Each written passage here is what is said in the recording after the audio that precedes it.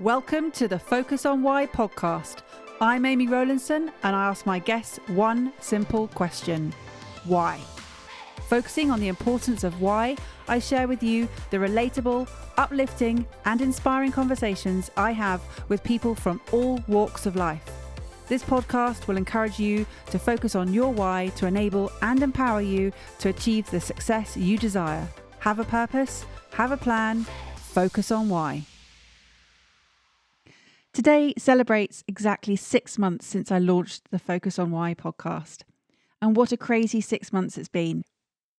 This is my 15th Reflections and Observations episode, and it feels fantastic to be reflecting on these more recent episodes, including the Big 100. Focus on Why has now made its way across the world and is being downloaded by listeners in 64 countries. In these Reflections episodes, I take the opportunity to share moments from each episode that have resonated with me and explore them a little deeper with the intention to provoke action, initiate a conversation, or instigate a thought. So first up today is episode 100, The Ripple Effect. As I said, so much has happened since launching this show, and in this special 100th episode, I invited members of the podcast audience to share their experiences of what they've done as a result of tuning in to Focus on Why over the last 6 months.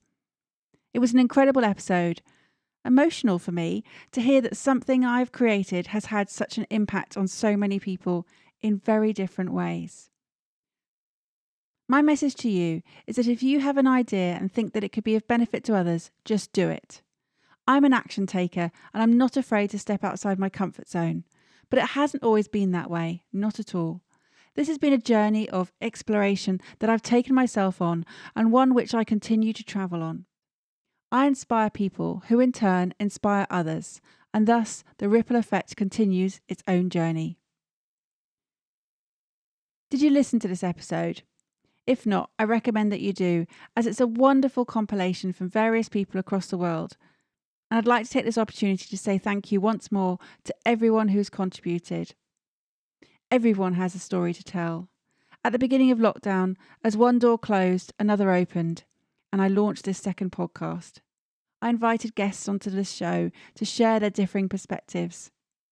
Despite technological advances in life, human behaviour hasn't really changed much over the millennia, as we still seek belonging and purpose in how we live our lives.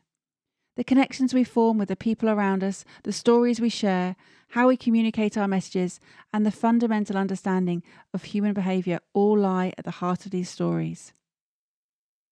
So, 100 episodes since the launch of Focus on Why on 30th of April 2020, there's been a whole range of emotions shared as each guest took the audience with them on an emotional journey while sharing their unique why. To celebrate the 100th episode landmark, I invited members of the audience to share what ripple effects have taken place as a result of tuning in. A nurse from Amsterdam cycles to work, stopping to write notes that she could use with her oncology patients and students. A coach from New York uses inspiration to help his clients focus on their dreams. A consultant in London realigns his business with his values. An angel investor from Malta has since built an internal why brain filter as to who she will and won't invest with. I believe that with a ripple effect, it gives you the power to literally change the world, person by person.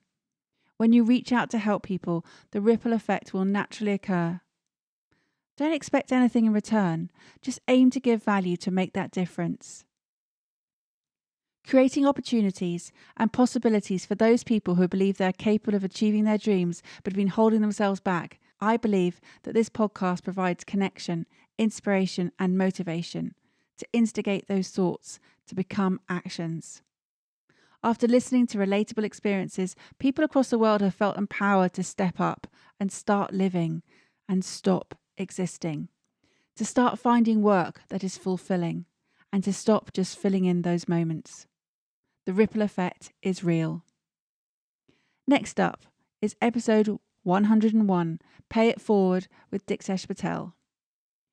Diksesh says, Carpe diem, seize the moment, and don't be afraid to have a go. And this reminds me of something that I read almost 4 years ago now. Love the life you have while you create the life of your dreams. Don't think you have to choose one over the other. This was written by Hal Elrod. And it was written in the Miracle Morning, which was one of the first books in the self-development realm that I encountered, and it has had a profound effect on me. As a result of reading this book, I took myself on a journey through education, business development, and financial literacy. Elrod said, and I wholeheartedly agree, make today the best day of your life because there is simply no good reason not to. Sound advice indeed, and yet this is not new advice. The words carpe diem, seize the day, were taken from Horace's Odes in 23 BC. William Shakespeare's poem entitled Carpe Diem carefully weaves this strong message into his play, Twelfth Night, written at the turn of the 17th century. And in the 19th century, the words of Jack London, the proper function of man is to live, not to exist.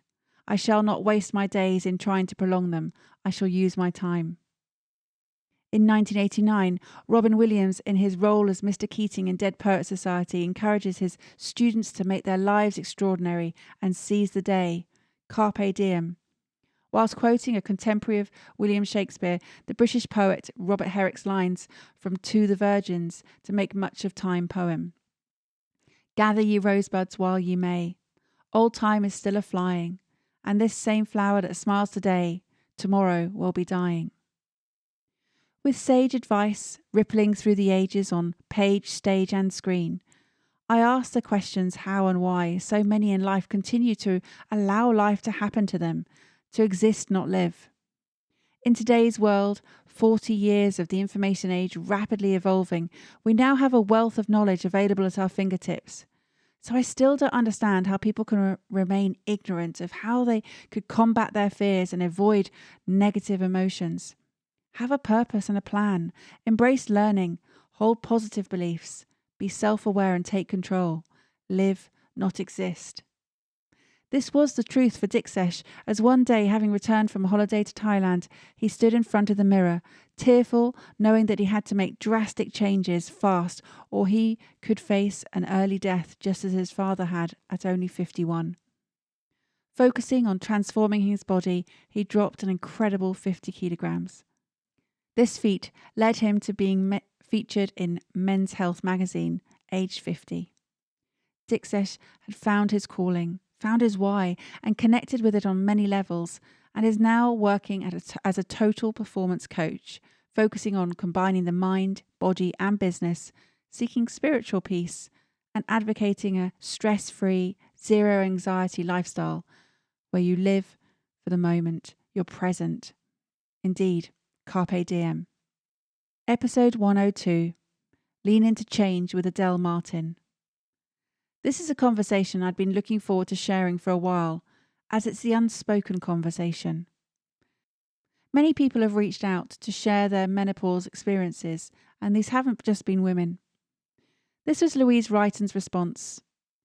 Wow, what an episode, Amy and Adelle. I just ran in halfway through my walk to hit the keyboard. Such important work you're doing, Adelle, and we need so much more education on menopause. At 47, I thought I was losing my mind. I was a sandwiched midlifer, stressed on all fronts. On the one hand, supporting my dad through Alzheimer's, putting him into care, and finally him passing away. And on the other side, fighting my local council in the courts for my autistic daughter's EH&C plan. My lost year. All while working full-time in an international career. And unbeknown to me, I was also suffering perimenopause symptoms. I'd never even heard of perimenopause, let alone recognise the symptoms. I thought I was 10 years away from menopause, and it never entered my head. I was struggling with the most basic of tasks and could not stop crying. The brain fog was horrendous.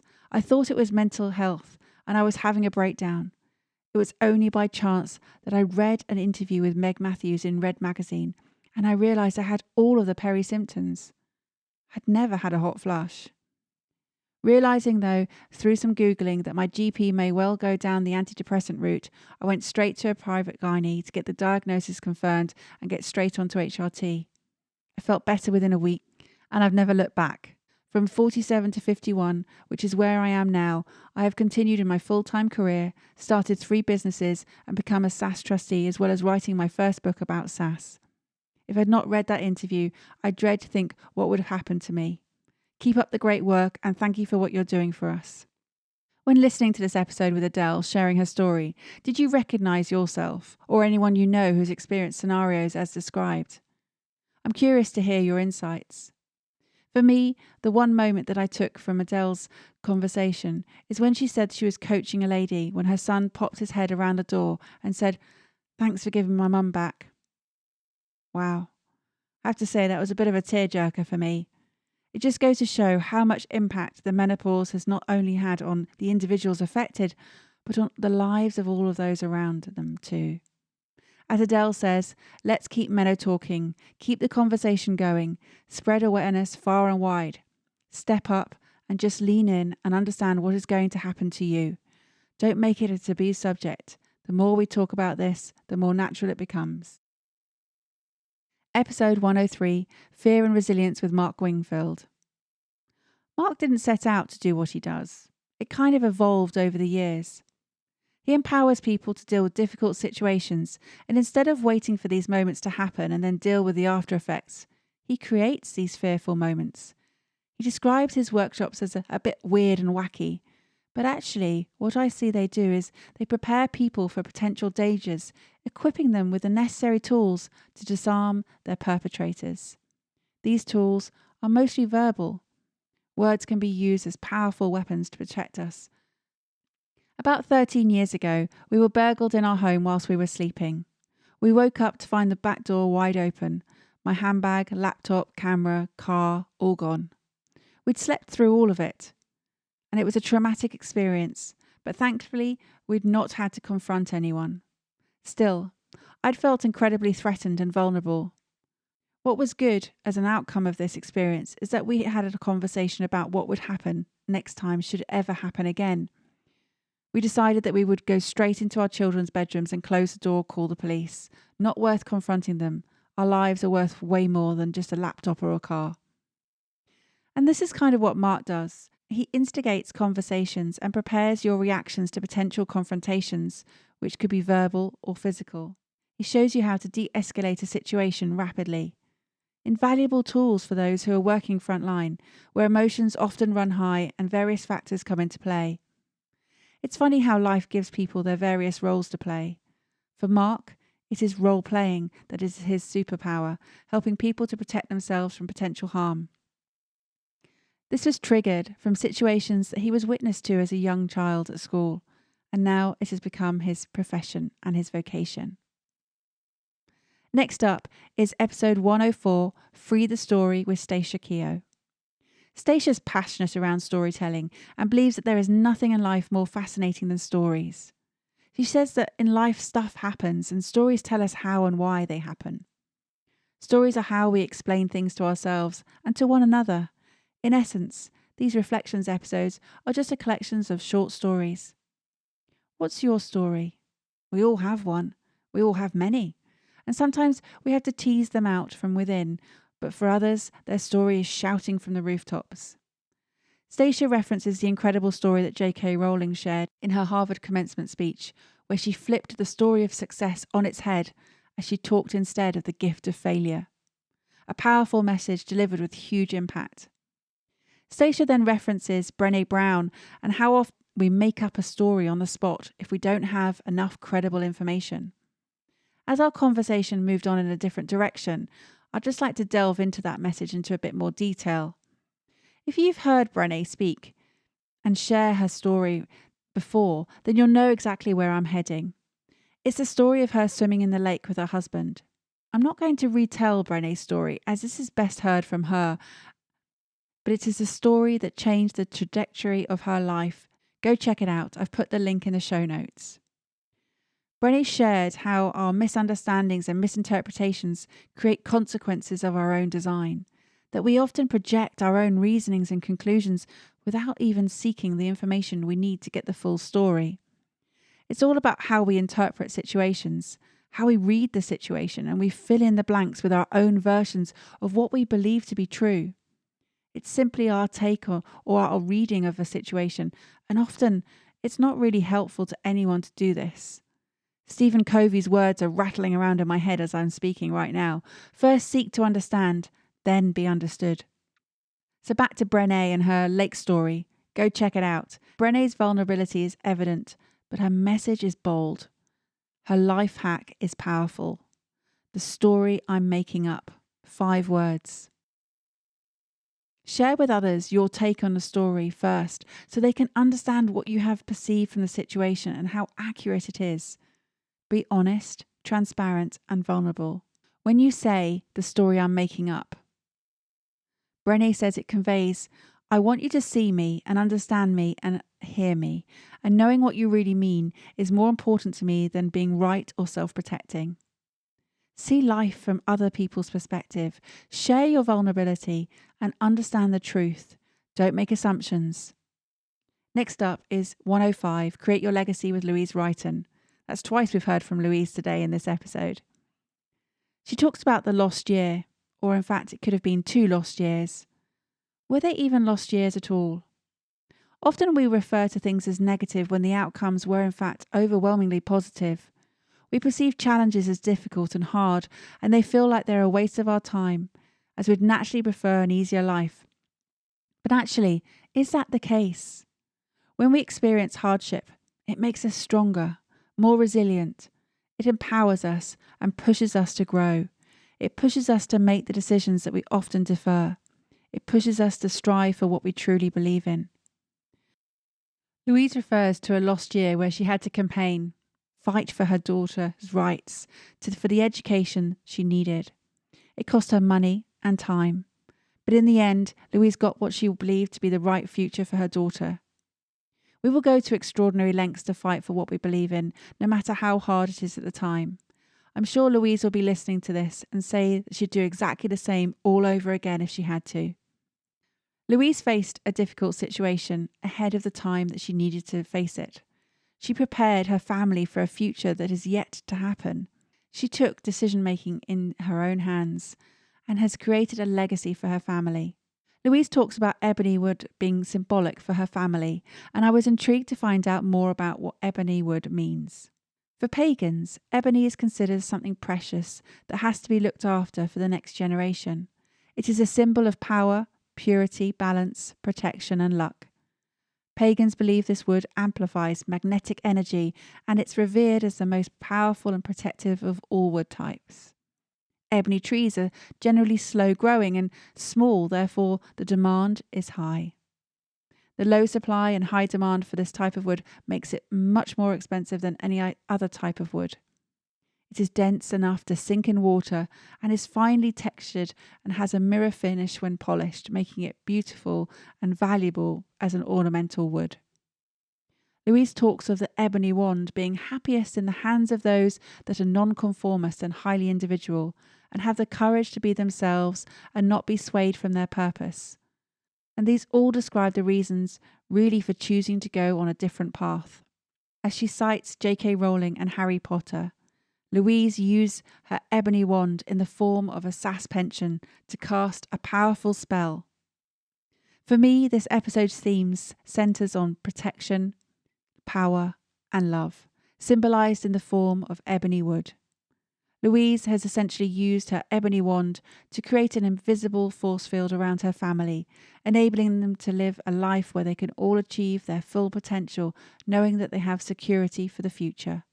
Powerful magic indeed.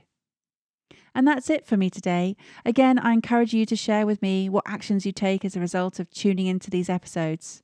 These are just my reflections and observations, and I'm aware that there are so many different perspectives and directions that you could pursue or I could pursue from each of these stories. So I wish you well. Stay safe in these unusual times. Control what you can. Take responsibility for your present and your future. Live, don't exist. Carpe diem. Thank you for listening to the Focus on Why podcast. I'm Amy Rowlinson, and if you've enjoyed this episode, please leave me a 5-star Apple Podcast review. Connect with me on LinkedIn, Instagram and Facebook, and become a member of my inspiring, uplifting and positive Focus on Why Facebook group. I help people to focus on their why with clarity, uniting their passion with their purpose with a plan to create the life they truly desire. If you would like me to help you focus on your why, then please book a free 20-minute coaching call via calendly.com/Amy Rowlinson. And if you haven't already, please sign up for the Friday Focus weekly newsletter via my website, amyrowlinson.com. Have a purpose, have a plan, focus on why.